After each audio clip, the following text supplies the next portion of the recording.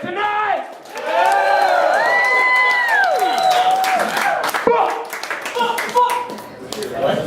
Coming to the stage right now is a man that's been performing here since the birth of the Blacksburg Comedian Group.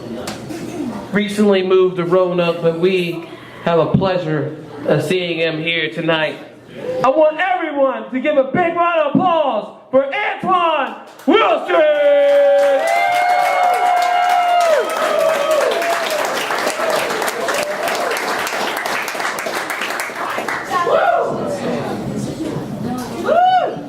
I always have issues letting this damn mic up. So we're just gonna say fuck it and we're just gonna lean it up like this.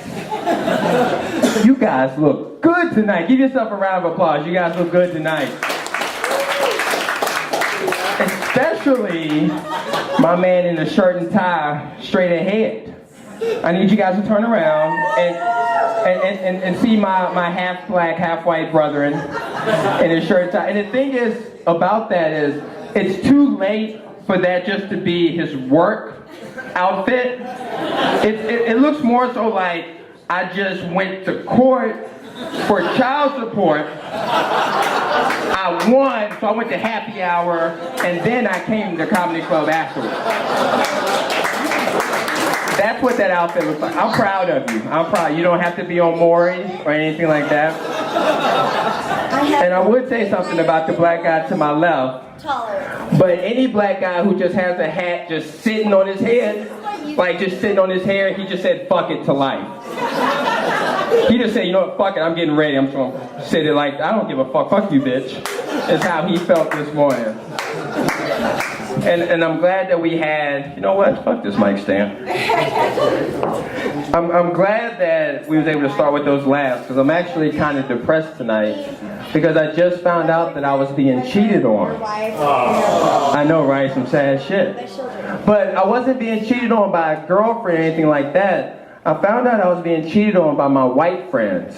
And for those who don't understand what I'm saying, white people here, not your white friend, but the other white people here don't cheat on your black friend. And by cheat on your black friend, I mean find another black friend behind his back. What? Because that's fucked up. And my white friends didn't let me know that they had found a new Negro to be in their lives. And I just went out to a party and I saw him there. And as soon as I got there, I was like, Robert, Steve, come here, let's talk. Who the fuck is that? No. Am I not enough for you? I sounded like a bitter girlfriend. Am I not enough for you, Robert? Has he taught you more dances? Because I just taught you bitches to wobble, okay? Wait. Is he blacker than me? Not aesthetically, because I'm black as shit, but culturally, is he blacker than I said, you know what? Fuck it. Go get him. We're going to find out who's blackest. That shit turned into the most racist game of Family Feud I've ever seen before in my life. And what was really fucked up was that Robert was prepared. Robert said, well, I'm glad you asked. We surveyed 100 white people. No, you're fine. People come. And we asked them, if you were building a gift basket for Black History Month, what is the #1 item you'd put in it? I know this one. I got this one. I'm going with white women. All my friends were behind me like this. Good answer, good answer, good answer. Robert goes, show me white women. And so after I won, obviously, because there's nothing a black man loves more, I pissed off this new Negro because I looked at him and I said, gotcha, bitch. He didn't appreciate that. And I say that because being cheated on is a big fear of mine. Another fear of mine, and I think a fear of all of ours, is to catch your mother, or your dad for that matter, having sex. I think that's one of our biggest fears. And the issue is with me, because no matter what, no matter if you're a child or an adult, it's never cool to see your mother's ass in the air. And my mother only lives an hour and a half from here. And I have keys to the house, so I can show up anytime I want to. And so there was one day that I went home, and I walked in the door, and all I heard was, I was like, oh, something's getting hammered in here tonight. And so I'm walking through the hallway because I want to figure out if she's putting up a picture or a painting or something. And so I walk back to her room and I open the door. Now listen, I don't care how old any of you guys are. If you catch your mother's ass in the air, you automatically go back to being a child. I walked in there like,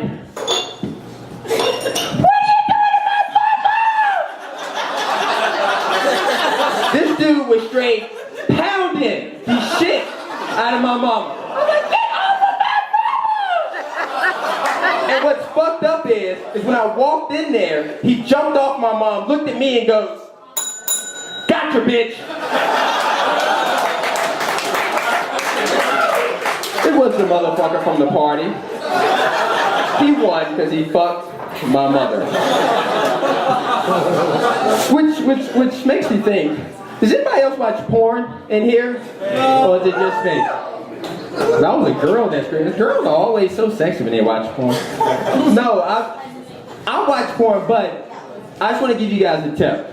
Before you watch porn, because a lot of you motherfuckers watch porn, you just didn't scream right now because you're with somebody. But here's a tip. Before you watch porn, take all the mirrors in your house down.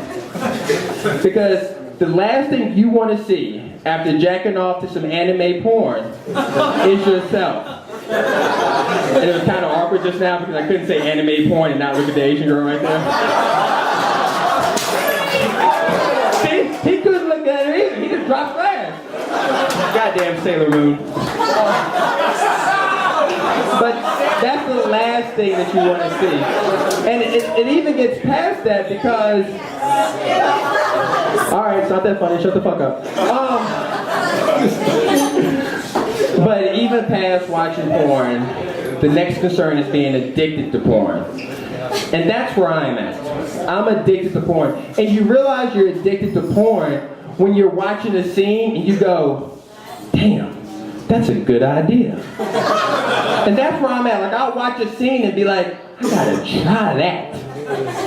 And the last time that happened to me, I was watching this one scene, and this guy worked for a pizza place, and he was a delivery guy. These guys are laughing right here. They've obviously seen this scene before. But they didn't scream when I asked who watched porn. So somebody's a liar, white people.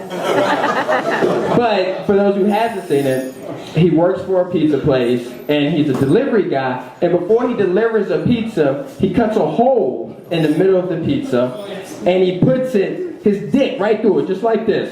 He just puts his dick in the pizza, and when he goes to the front door of the lady, she goes, oh my God, is that my pizza? And he goes, well, did you order the sausage? And he opens his pizza. And I was watching and I said, I gotta try that. So I put on an online application to Papa John's. And while I'm there at work, I'm making sure, I want to make sure that the pizza, the whole scene is right. I want to make sure that my dick pops out like a picture in a pop-up book. Y'all remember that? And so I'm sitting and I'm cutting a hole in and I put my dick in it just like this, like he did in the movie. And I open it to make sure it pops out. And listen guys, I'm not gay.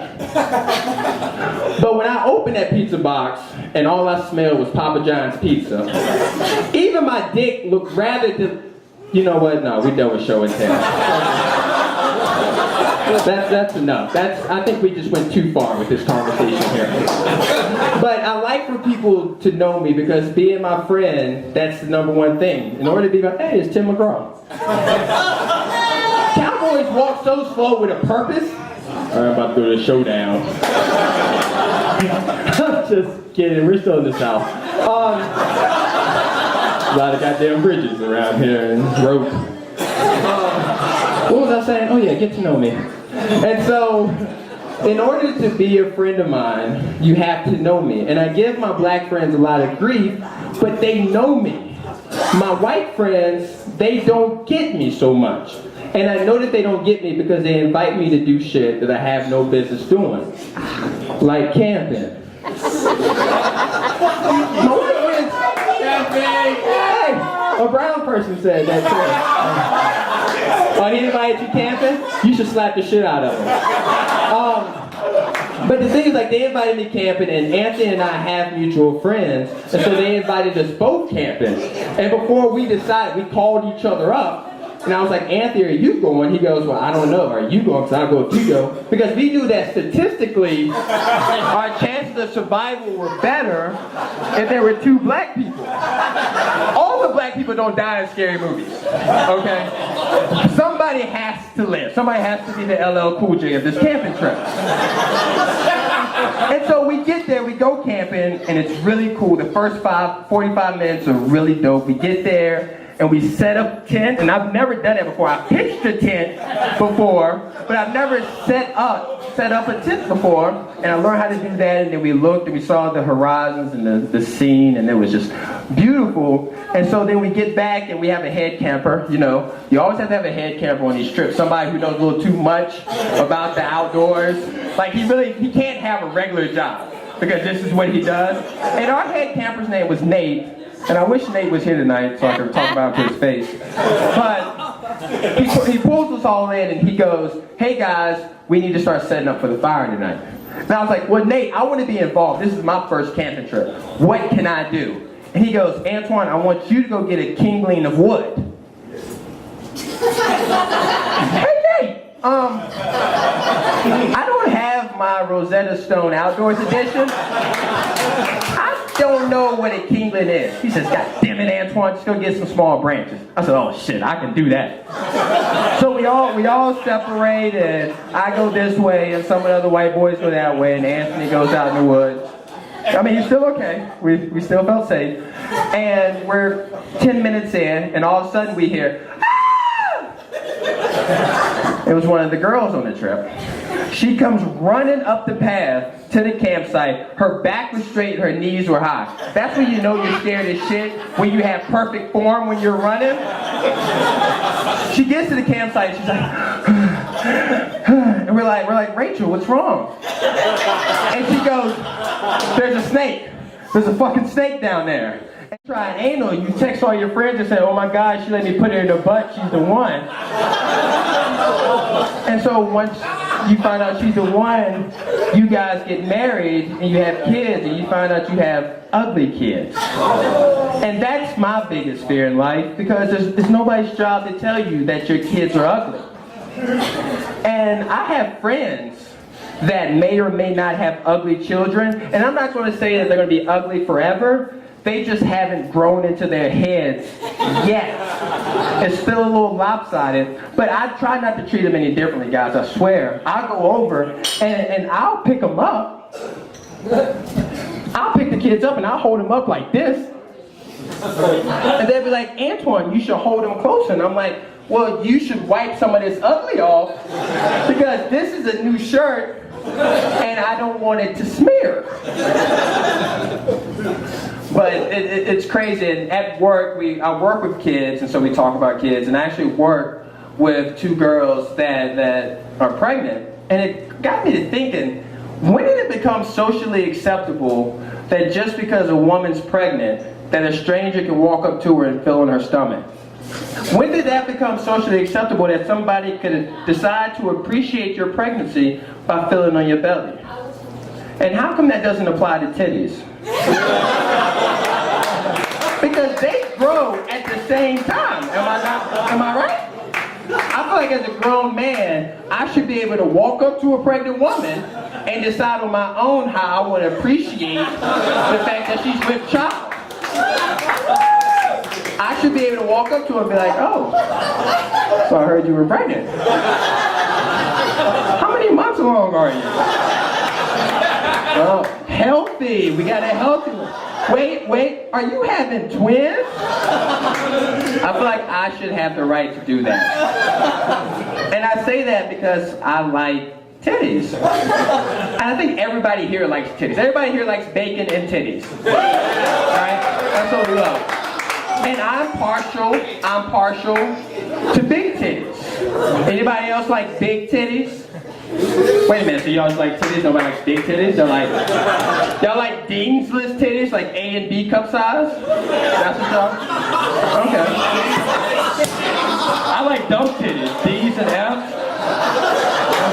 I like summer school titties, is how I refer to them. Fuck you guys.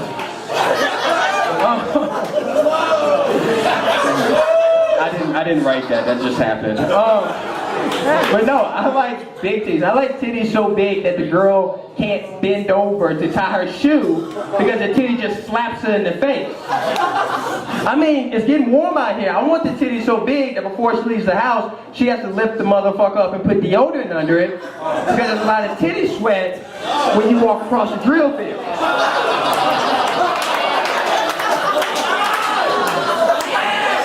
I mean, I want my titties so big that instead of just putting her cell phone in there like some girls do, that she can have, kind of like the girl in the blue dress over here, that she can put a cell phone, a cigarette lighter, cigarette pack, peppermints, tissues. When she take her bra off, it looks like Rite Aid in her goddamn floor. Those are the titties I like. Small titty girls aren't laughing at me. I'm sorry. Get on Christian Mingle, talk to God.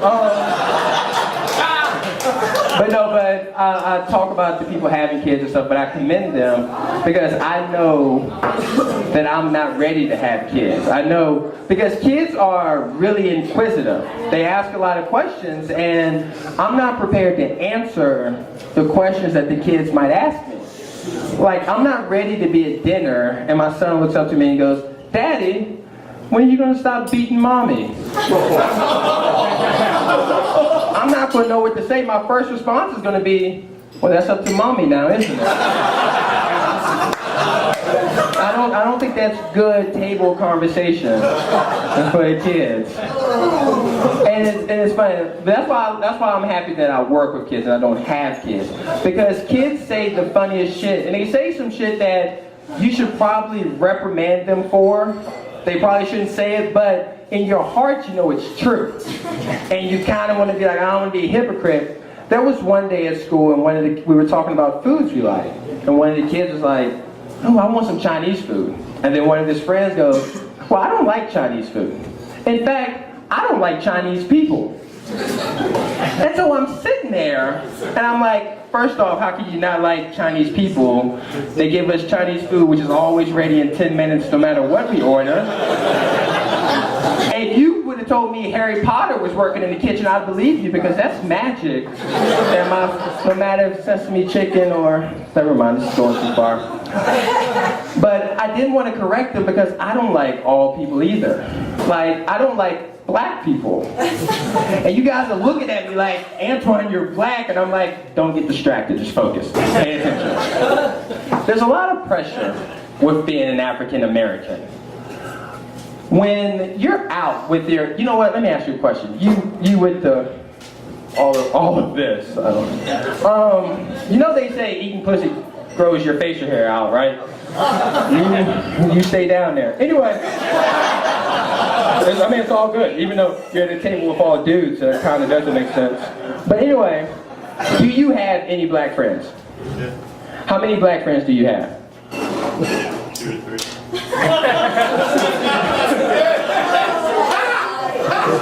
This motherfucker said 2 or 3.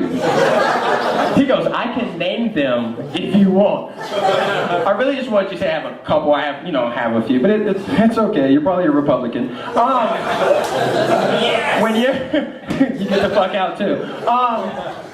When you're out with your black friends, have you ever seen your black friends see another black person that they didn't know and give them a head nod when they walk past each other? Have you ever seen that? Yep. Yes. Oh, look at it all. Look at all these white people got black friends. It ain't even February. I'm so proud of y'all. And when you guys see it, what do you think? That all black guys know each other, right? You can tell me the truth. We're not going to judge you. We're not going to judge you. That's what you guys think. But the truth is, that's not the case. When one black person gives another black person a head nod, they're actually having a secret conversation that was built on the Underground Railroad. And you white people just don't know. But tonight, because I'm feeling good, because Anthony's here, because Chris Monger did the most racist stand-up I've ever seen before in my life, I'm going to let you guys know what that conversation is. When a black guy's sitting around and he sees another black guy coming up to him, he gives that first head nod. What he's saying is, we're in Blacksburg, Virginia. There's a lot of white people here. If something happens, I got your back, black power.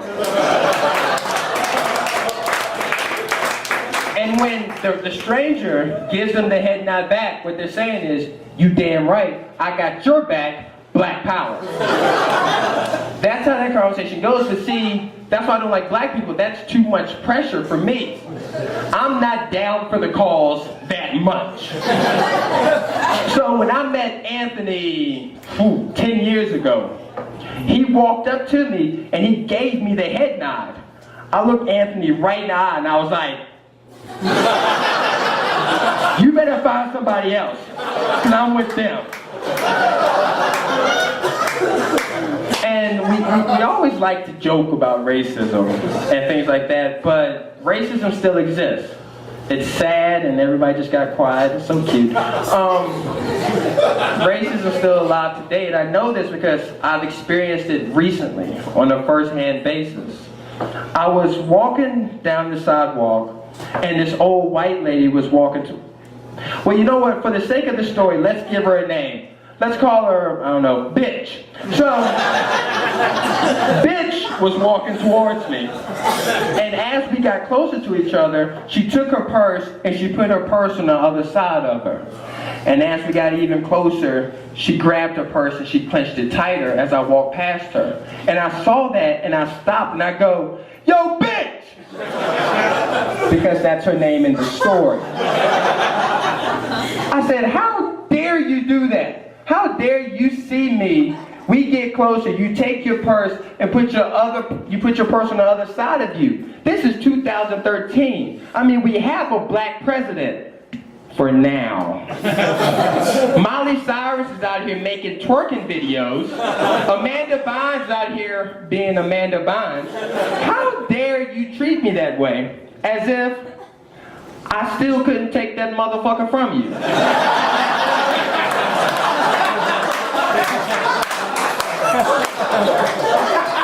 So I did.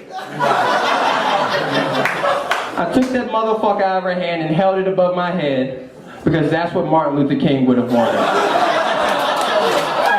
Hey, you guys have been great tonight. Thanks for coming out.